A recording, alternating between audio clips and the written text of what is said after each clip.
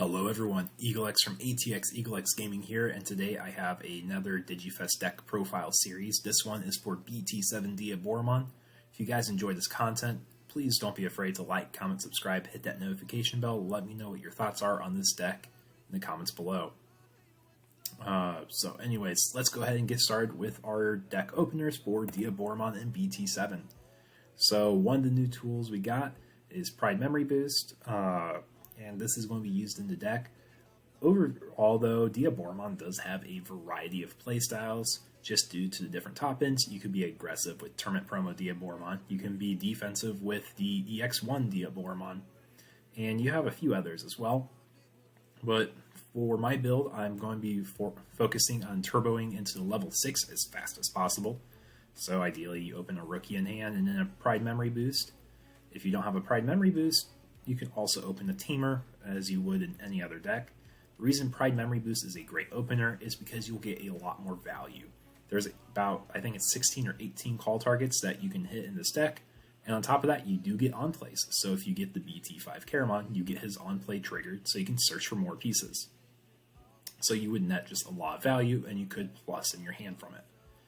In addition to that, this deck is very oriented just in general around Tamers. The Errata Tamer is great for Diaboromon to be more board presence and to spam more targets or bodies on board. So that's a very basic opener. Now moving on to probably the fun part of this deck is more of the deck combos.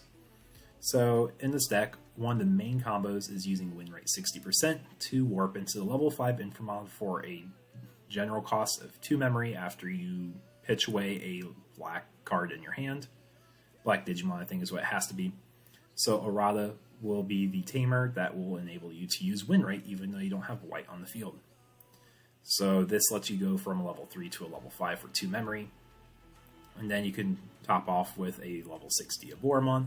This build, I emphasize Final Zubagon Punch, as the Sunamon Egg will always guarantee every Diaboromon will be live if you have at least a token on the field. Because the egg gives you an additional 2,000 DP, putting him up to 13,000 DP, which makes him live for Final Zubagon. In addition to that, you have 3 strong finishers in your deck. You can Final Zubagon Punch a Diaboromon for a bunch of damage and chip with a token. You can use Armageddonmon for an extra rush damage, or even Grumblemon for another damage. And then Armageddonmon's also versatile in the form that he denies level 7 Digivolving effects. In this format, Susanomon is going to be one of the more relevant ones. You see a lot. He could also deny his worth of defeat that could pop your Errata Tamer if that does come up. So we talked about combos, we talked about openers. Let's go ahead into the main deck profile itself. So as I was saying here, you have lots of call targets for Pride Memory Boost. It's going to be one of the new things you add to this deck. So with a total of 12 rookies and 6 level 4s that can be called, that's 16 call targets for Pride Memory Boost. It should always be live. In addition to pulling a target, you will be trashing the remaining cards, which if you trash an unidentified, it actually synergizes with Errata without making you sack an early rookie to get that memory proccing for Errata. Additionally, Final Zubagon Punch is one of the key cards to this deck.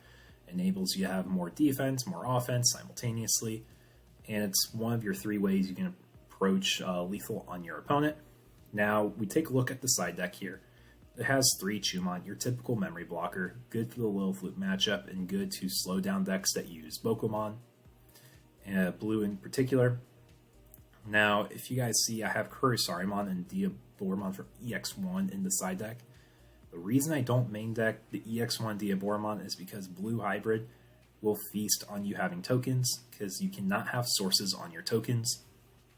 Sorajos will always be live. They're very easy to stun, the tokens are.